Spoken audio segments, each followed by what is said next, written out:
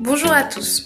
Aujourd'hui, je vous fais une petite vidéo pour vous présenter l'utilisation que je fais de Canva dans le cadre de la création de ressources numériques et pédagogiques.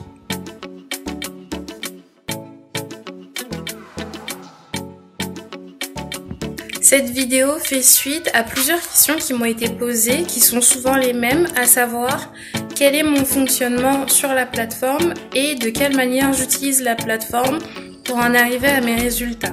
Comme plusieurs personnes me posent ces questions, que ce soit pour le côté professionnel ou personnel, je me suis dit que j'allais faire une vidéo globale qui regroupe tous ces éléments pour vous présenter la façon dont j'utilise Canva.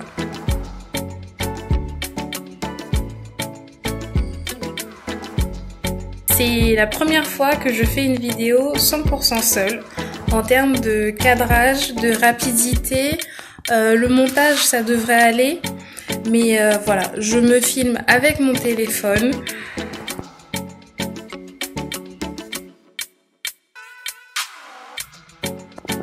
Voilà, donc on est sur Canva, sur la page d'accueil.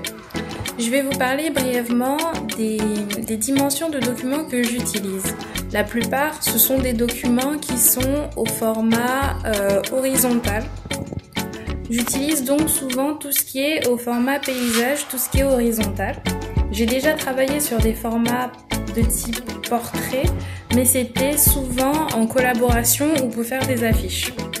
Et je vais vous ouvrir une petite page sur le format présentation pour vous parler un peu des outils que j'utilise sur Canva, mais aussi des outils et sites internet avec lesquels je complète mes documents. Dans un premier temps, avant de penser à la forme, avant d'arriver sur Canva, où 99% du temps, j'ai déjà préparé mon contenu. Je sais exactement ce que je veux mettre sur ma présentation et Canva me sert simplement à le mettre en forme. C'est pour ça que j'utilise très rarement des modèles qui sont préfaits et dont le contenu a été imaginé par quelqu'un d'autre et qui ne correspondrait pas forcément à mon idée des choses, à l'idée que je me fais de l'agencement de mon contenu.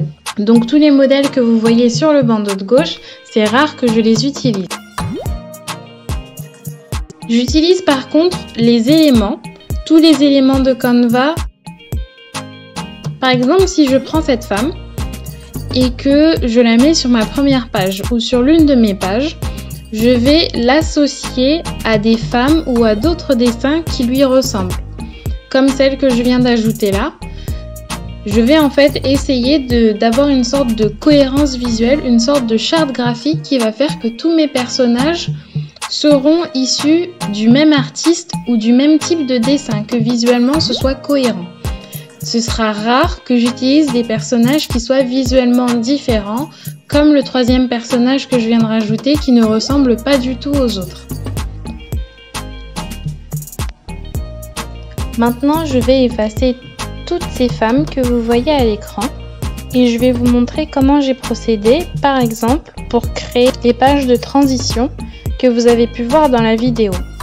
Je savais déjà ce que je voulais écrire, donc je vais mettre le texte, ça va être plus simple. Par exemple, je vous montre.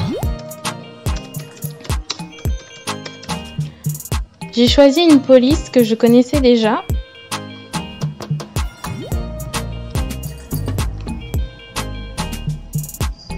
Et pour mes couleurs, j'ai simplement été sur le site suivant, Colors, qui vous propose en fait de vous créer des palettes et de les générer selon vos goûts. En fait, je suis simplement allée sur le site et il m'a directement proposé une palette qui me correspondait. Et à partir de leur outil copier-coller, j'ai choisi les couleurs qui me correspondaient et je suis venue les coller dans Canva.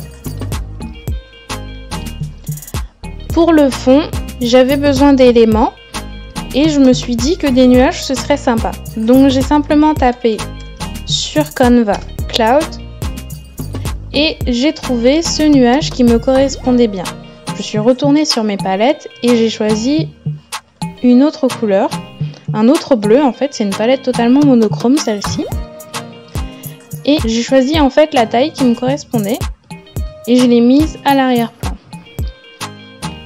Pour compléter, je me suis dit que ce serait sympa d'utiliser un peu d'autres types de nuages, d'autres formes, et j'ai trouvé celui-là qui était pas mal, qui est vide, et ça permet de créer une certaine alternance. Alors attendez, je vais changer le fond, je vais mettre ce bleu-là, comme ça, ça se verra mieux.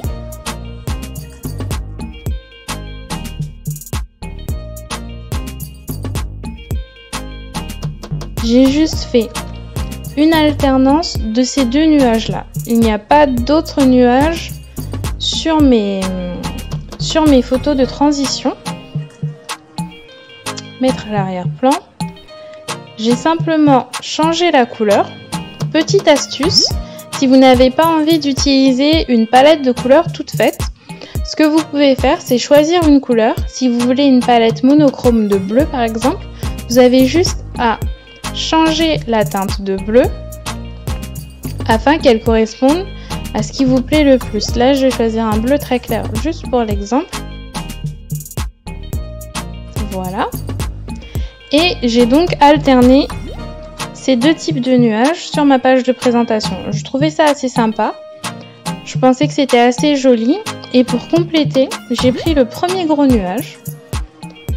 Je l'ai rétréci et je l'ai changé de couleur. Je l'ai passé à l'arrière-plan et je l'ai changé de couleur. Donc si on prend un autre bleu, assez différent celui-là, ça donne ça. J'ai alterné ces nuages-là de façon assez graphique, d'une façon qui me plaisait, et j'ai inséré mes titres ensuite dans ma vidéo.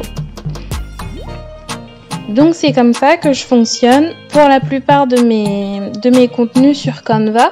Celui-là n'est pas forcément bien réussi, mais souvent j'ai une idée en tête, je tape le nom de l'élément qui me vient en tête sur Canva, et ce que je fais, c'est que je le complète avec d'autres éléments qui me paraissent bien harmonieux. Pour la couleur, ce que je fais, c'est que je choisis une palette de couleurs. Soit j'ai une couleur en tête, par exemple je vais partir sur du rose et j'aime bien associer le rose au bleu. Ou alors je vais partir sur du bleu et je sais que visuellement le bleu et le jaune, moi ça me plaît. Ce que vous pouvez faire pour compléter aussi, c'est aller sur internet et rechercher des palettes toutes faites qui vont vous plaire. Alors pas forcément la totalité, mais des fois il suffit juste d'une palette et ça va vous permettre de compléter vos contenus. Pour finir cette vidéo, je vais vous parler de mes éléments favoris sur Canva. Donc pour commencer, il y a ceux qui viennent de s'afficher, tout ce qui est peinture et traces de brosse, les flèches et une autre trace de peinture. Tous les termes sont en anglais, c'est normal parce que Canva est une plateforme à la base anglophone, australienne si je ne me trompe pas. Donc voilà pour les objets que j'utilise assez régulièrement. Enfin, les portraits et tout ce qui va être petits bonhommes, les femmes, les petits hommes, voilà. Et enfin, je vous ai listé des sites pour compléter mon utilisation de Canva.